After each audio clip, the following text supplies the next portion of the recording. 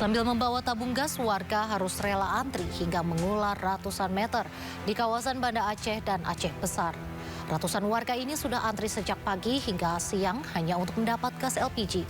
Salah satu pangkalan gas yang diserbu ada di Jalan Jenderal Sudirman, Bandaraya, Banda Aceh. Warga mengaku kelangkaan gas sudah terjadi selama 2 hari hingga berdampak pada banyak pedagang dan ibu rumah tangga. Tersendatnya pasokan gas diduga akibat jalur darat yang tertutup dampak banjir dan tanah longsor di Aceh, Sumatera Utara, dan Sumatera Barat. Warga berharap pemerintah bisa segera memasok gas agar kelangkaan ini bisa segera teratasi.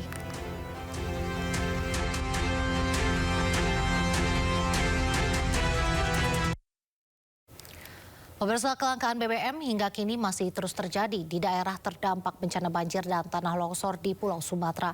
Di Mandailing, Natal, warga rela menginapkan kendaraannya di SPBU menunggu datangnya pasokan BBM.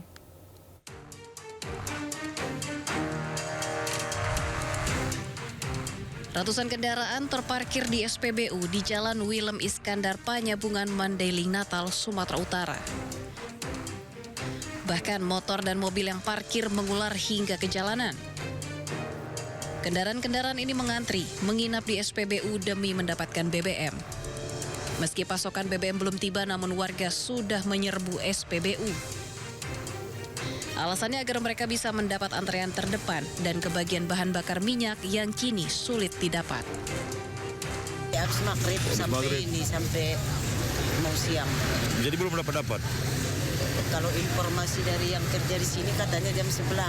Oh, jam 11 masuk lagi. Nah. Jadi kita nggak pulang lagi ke rumah tadi berarti? Belum pulang dari ditungguin ya? Semalam sampai ini belum pulang. Coba.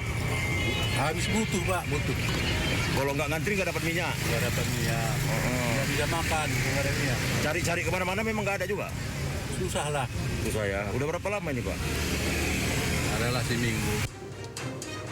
Pemandangan antrian kendaraan seperti ini di Mandailing, Natal sudah terjadi sepekan lebih. Sejak kelangkaan BBM terjadi, dampak bencana tanah longsor dan banjir yang memutus akses transportasi dari depo Pertamina Sibolga. Pasokan BBM yang saat ini sudah dialihkan ke depo Pertamina Dumai dan depo Pertamina Teluk Kabung, Sumatera Barat juga tak bisa memenuhi ketersediaan BBM lantaran kuotanya dibatasi. Dari Mandailing, Natal, Sumatera Utara, Ahmad Hussein Lubis, iNews melaporkan. Akibat banjir di Sumatera Barat, sebuah jembatan kayu yang digunakan sebagai akses sekolah ambruk. Para siswa pun harus berhati-hati untuk menuju ke sekolah mereka.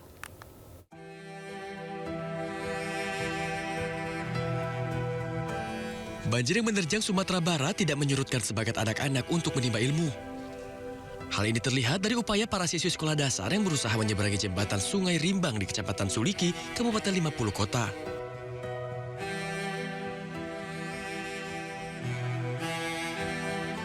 Jembatan terbuat dari kayu ini ambruk usai banjir menerjang di wilayah ini. Kawanan siswi ini dengan hati-hati merayap di sisi jembatan yang masih dapat dipijak. Sebagian dari mereka harus terduduk sejenak di tengah jembatan untuk menunggu dan menolong temannya, memastikan semuanya dapat sampai ke seberang dengan selamat.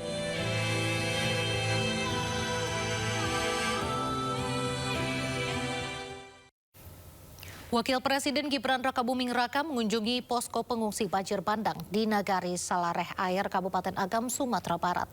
Gibran menenangkan para korban banjir bandang, menyatakan mereka tidak sendiri menghadapi bencana ini.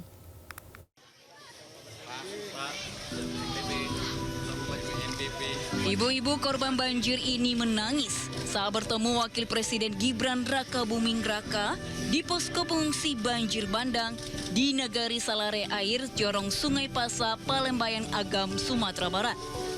Gibran berupaya menenangkan para korban banjir bandang yang melanda Agam. Duduk di tengah-tengah para pengungsi, Gibran mencatat segala masukan dan kebutuhan para pengungsi. Gibran juga menyampaikan salam dari Presiden Prabowo Subianto dan menenangkan warga Sumatera tidak sendiri menghadapi bencana ini. Salam dari Bapak Presiden Prabowo. Ini saya aturkan duka cita yang mendalam kepada seluruh korban. Saya mohon maaf sebelumnya. Bapak Ibu tidak sendiri warga Sumatera tidak sendiri.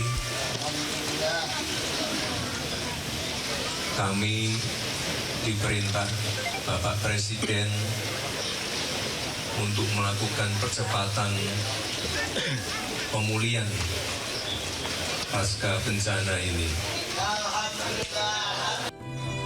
Gibran juga menyapa para pengungsi, ibu-ibu dan anak-anak yang berada di posko.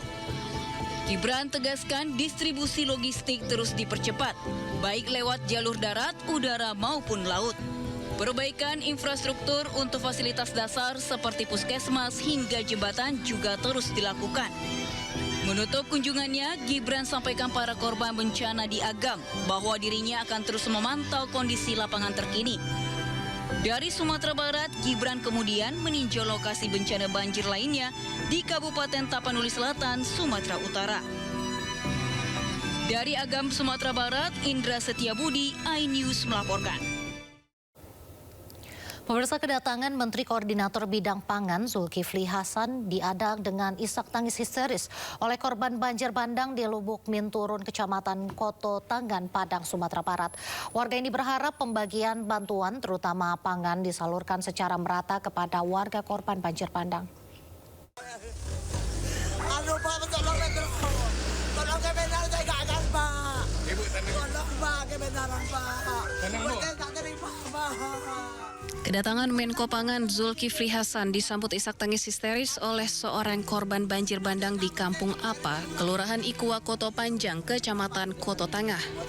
Si ibu mengadu sambil menangis kepada Menteri Zulkifli yang didampingi sejumlah anggota DPR RI asal PAN, serta Wali Kota Padang Fadli Amran yang sekaligus membawa pesan Presiden Prabowo bahwa negara akan total dalam membantu 3 provinsi terdampak bencana hidrometeorologi ini. Sudah minta Bulog, Badan Pangan, Menteri Perdagangan untuk melipat duakan stok bahan-bahan pokok di Sumatera Barat, Sumatera Utara, dan di Provinsi Aceh. Kalau kebutuhan 1.000 ton maka harus di-drop 2.000, harus 2 kali. Zulhas telah menginstruksikan kepada 3 lembaga negara bidang ekonomi dan pangan untuk melipat gandakan stok di 3 provinsi terdampak bencana hidrometeorologi yang baru saja dihadapi, seperti Provinsi Sumatera Barat, Sumatera Utara, dan Aceh. Menpora Erick Thohir berjanji pihaknya akan ikut terlibat membantu pasca bencana di Aceh, Sumatera Utara, dan Sumatera Barat. Caranya dengan menyalurkan alat olahraga untuk korban.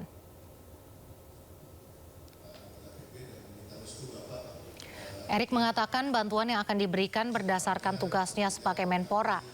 Bantuan berupa peralatan olahraga yang akan diberikan saat pemulihan pasca bencana diharapkan Erick bisa menghibur para korban. Erick menekankan saat ini yang diperlukan para korban adalah kebutuhan pokok dan penanganan medis. Selain kepemudaan dan olahraga.